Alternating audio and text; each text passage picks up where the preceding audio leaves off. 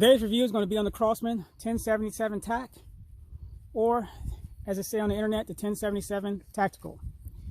It is a 12-shot semi-automatic CO2 powered 177 caliber pellet rifle. The chassis is mainly plastic. It has an adjustable cheek rest. It does not have an adjustable length of pull. Both the cheek rest and the butt pad are rubberized. It has a detachable magazine, which when you remove it shows the clip that houses 12 pellets.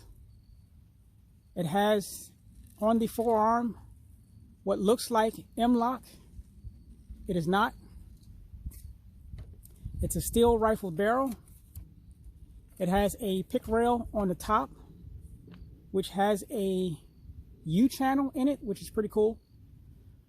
Did come with sights, an adjustable rear for windage and elevation, and a front blade that had a fiber optic.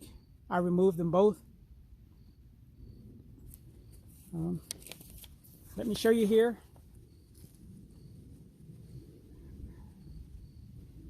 It has a crossbow safety. You press the two tabs in, pull the magazine out. It houses the 12-shot clip. Has a latch here. Push forward, slide the clip out, load it up. I would suggest gently trying to slide the clip back in while rotating it counterclockwise just a little. That kind of helps aid in loading it. Push it back till it clicks, and then you can insert your magazine back into the rifle. Now, this is a really tight fit, and these can be a little difficult to push in. Kind of get used to it. It has a long but smooth double action trigger pull. The trigger pull is 7 pounds, 13.9 ounces. Here's the piercing knob here. Unscrew it. Put your pellet gun oil on, drop your CO2 cartridge in, tighten it back up. Now, a word about this. If you go on to Crosman's website, the website will say that this houses 2 CO2 cartridges. It does not. It only houses 1 CO2 cartridge. Also, the website states that the velocity, max velocity on this rifle is 780 feet per second. On the box, as you can see, it states 720.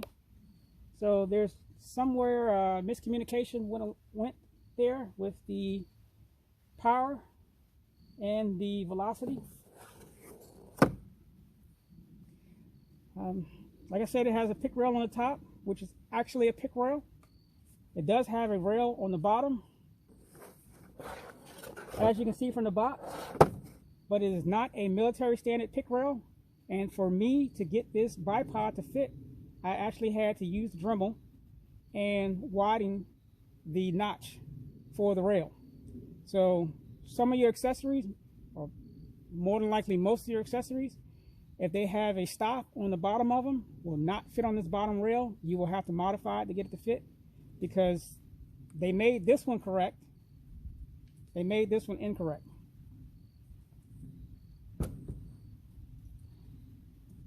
Although it is pretty much all polymer, it is solid.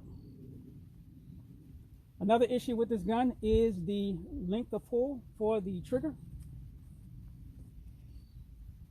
The distance between the trigger and back here at the end of the pistol grip is really short. I'm going to tell you right now, you're not going to like it unless you're probably somewhere between 7 and 12 years old. Again, you're kind of used to something being here, and it's here. So it's the length of pull is just way too short. Other than this rail and this grip, That's really my biggest gripe about this rifle. Also, it was kind of a letdown to find out that it was only powered by a single CO2 cartridge as opposed to dual CO2 cartridges. But it is what it is. So that's pretty much on the rifle there. Next up will be the velocity test.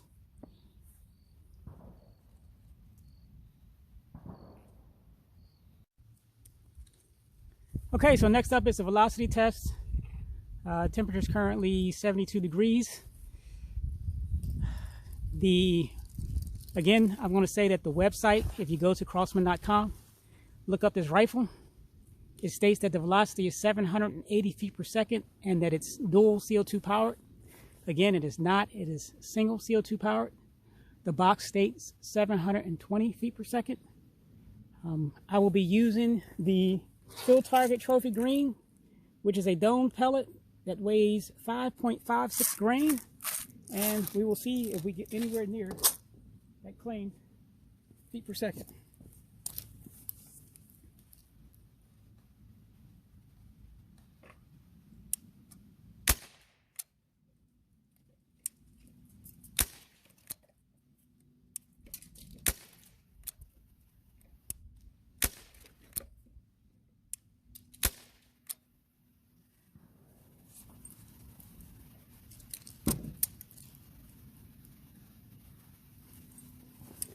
All right, so interesting. That first shot actually was, I think, 720 feet per second. And the box states up to 720. Did drop off big time after that, but it did hit it.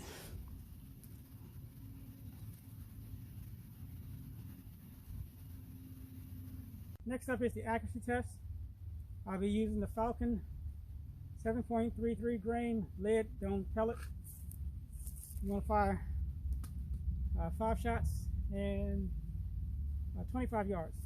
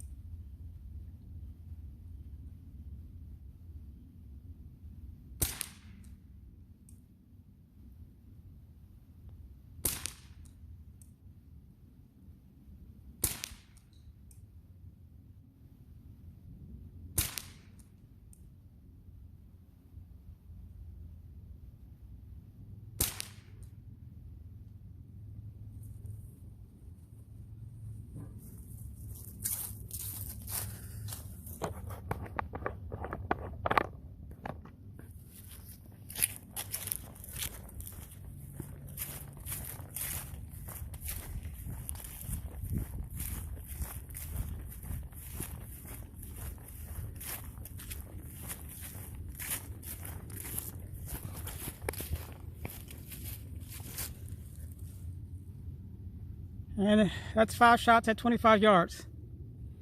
So we got 1, 2, 3, 4, and 5. I know. Not the best group.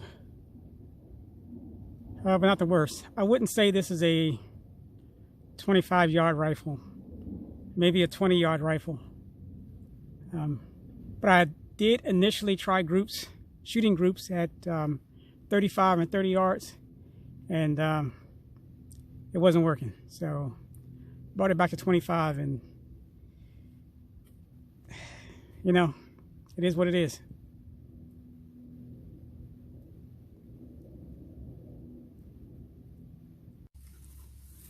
All right, so for my final thoughts on the Crosman 1077 TAC, my personal opinion, I would say pass.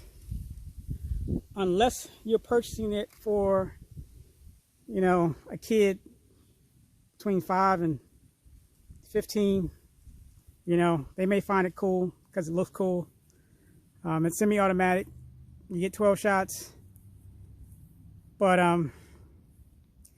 you know, that grip and that trigger reach is just, trust me, the first time you put your hand on it and press the trigger, you can be like, this sucks. I would pass. Again, kids rifle only. You're grown up, don't buy it. You're gonna be disappointed. Again, it does look cool. It is reliable. I mean, since many times I've shot it, haven't had it long, 2 days, but no misfires. You know, didn't have to unlatch the barrel to get out of jam pellet or anything like that. So that's good. Again, it looks cool. It's solid, although being made of plastic. It does have the adjustable cheek rest. You know, rails top and bottom, but the minute you put your hand on that grip and press the trigger, you're going to realize this is made for a kid, a child. So my personal opinion, pass, save your money. If you're going to get a 1077, get the regular 1077, but don't get the tack version. Again, because if you look at that grip and the distance between that grip and that trigger, trust me, you're going to hand it off to somebody, or you're just not going to end up shooting it much. I mean, 25 yards, 25 yards, and then you're cool. Anything further than that, don't even try it. If you do hit something, it's pretty much luck. But or if you like collecting, that's cool too. But that's my opinion on the Crosman 1077 Tactical.